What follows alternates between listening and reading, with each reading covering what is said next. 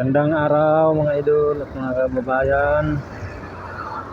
Ayan mga idol, napaka-traffic nga dito sa service road ng Valenzuela. Ayan.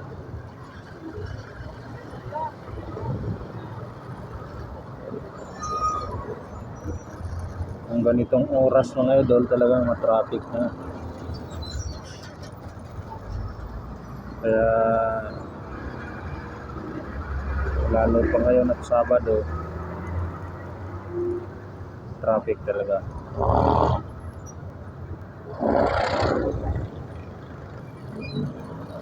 Ayan, nakikita nyo mga idol yung traffic dito, talagang halos walang galawan.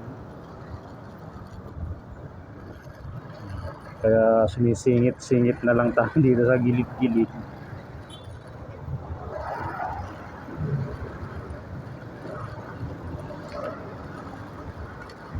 Kung paano tayo magkakasya dito mga idol.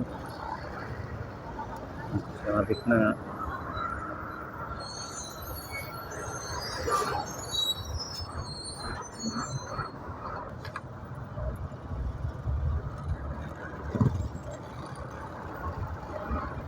Ayan mga idol, talagang masikip. Ayan, tsaga-tsaga lang.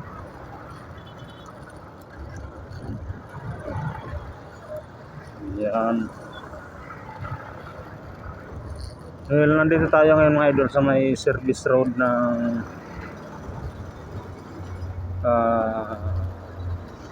Valenzuela. Nakikita nyo.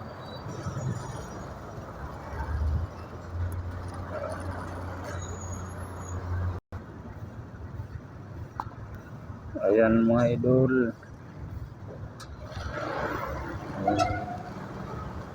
Ano ba naman kayan video yan na yun, napakalabo. Ganun. Ganun talaga mga idol.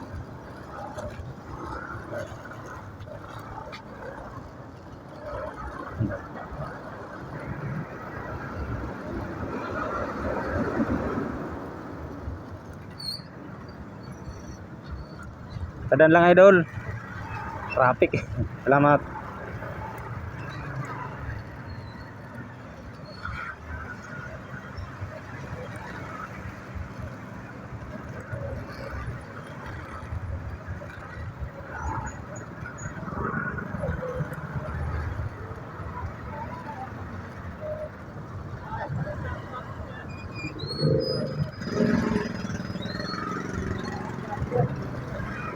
Magsak si idol.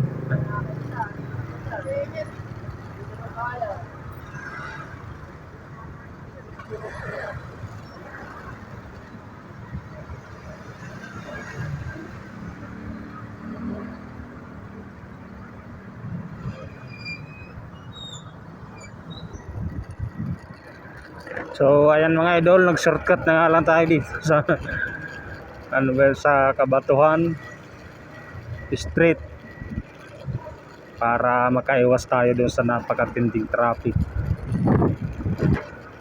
Ganoon lang naman mga idol para makalusot kay diskartihan na lang kaya sa may stuck tayo doon. Dito walang gaanong traffic. Ayan. At shout out muna sa ating mga followers diyan. Ito mga idol, may YouTube channel na tayo. Kaya tayo nagpa-practice para kung paano magsalita dito sa habang nagda-drive.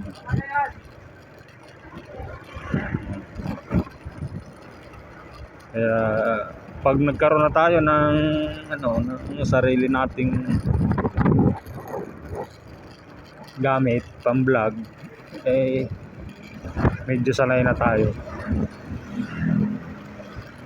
Ayan mga idol, hindi natin kabisado tong daanan pero sundan lang natin. Ayan.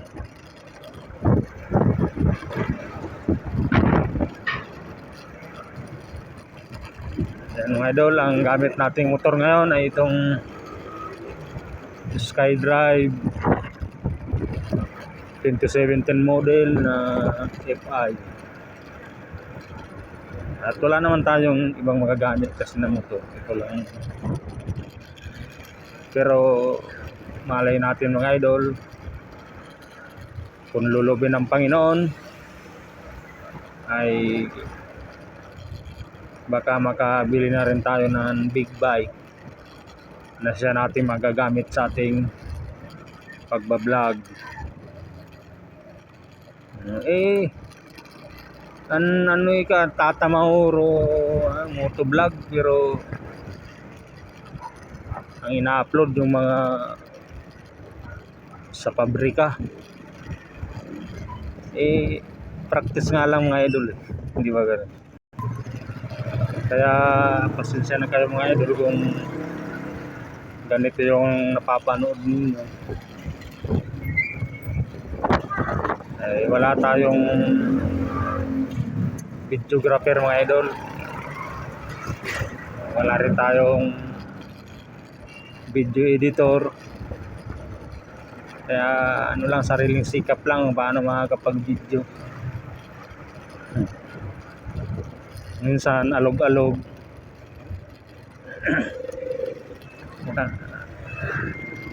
Tiyaga lang muna tayo mga idol. Ano ba ikang content mo talaga sa pagbablog na yun? Siyempre mga idol, para maipakita natin kung ano yung totoong nangyayari dito sa ating mga kakalsadahan. Alam na namin kaya sobrang traffic talaga, diba gano'n? Meron talaga kontrapelo lagi. So ganun pa man mga idol, tuloy pa rin tayo sa ating ginagawa para tayo makapagbahagi sa ating mga kapwa-tao, sa ating mga manonood. Shoutout dito kay ate na nasa tricycle. Ayan, kapit kating, baka mahulog ka dyan. Ayan po mga idol, may e-bike. Ano masabi niyo mga idol doon sa panukala ni Senator Rapi Tulfo na kailangan na daw iparehistro yung ating mga e-bike, at kailangan siguro mayroon na ding lisensya yung nagmamaneho. Ganyan po ang kanyang panukalang batas ngayon. I-comment nyo idol kung anong opinion nyo. Kasi siguro depende na rin sa klase ng e-bike na ipaparehistro. Kasi mayroon talaga mga idol e-bike na ginagamit sa paghahanap buhay. Parang tricycle na yung nila. So siguro kapag ginagamit sa hanap buhay, kailangan talagang parehistro, saka kailangan sanay yung driver, kasi magkakaroon ka dito ng mga pasahero sa pagkakakitaan mo yan. Opinion ko lang naman mga idol, pero yung iba naman may liit lang na e-bike panatid sa eskwelahan ng mga anak nila, kaya pampunta sa palengke pag namamalingke. Kaya kailangan mapag-aralan din mga idol kung ano ba talaga yung dapat na iparehistro. Kasi yung mga e-bike ngayon mga idol, iba na yung dati maliliit lang, parang bike lang talaga. Ngayon may kargahan na, kaya malalaki na. malaking space na yung nasasakop nila.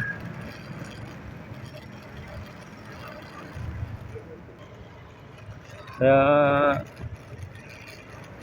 ayan mga idol, antabayanan na lang natin kung ano yung kalalabasan ng batas na ito.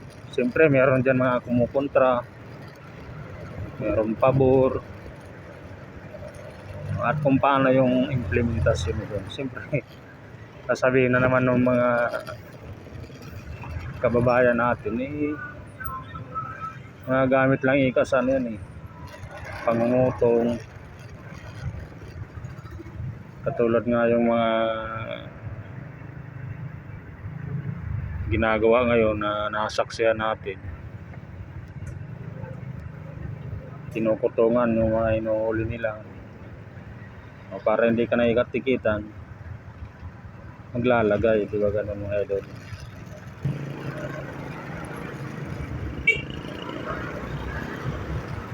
Kaya in fairness naman mga idol, doon sa ibang city na stricto talaga yung mga enforcement nila, hindi nagtatanggap ng lagay. Meron ganun mga idol hindi pwedeng ariglo, talagang pag nagkamali ka tikit ka talaga. Yung mga nababalitaan kasi namin talaga napapanood sa social media, di ba? Puro abusado. Hindi naman lahat ng idol. Meron pa din siguro ilan na matitino. Kaya shout out sa inyo mga idol dyan na matitinong traffic enforcer. Tuloy lang tayo mga idol. Hanggang dito muna mga idol, hanggang sa muli nating video na i-upload. Sana magkaroon na tayo ng maganda-gandang equipment. God bless sa inyo mga idol. Salamat sa Diyos.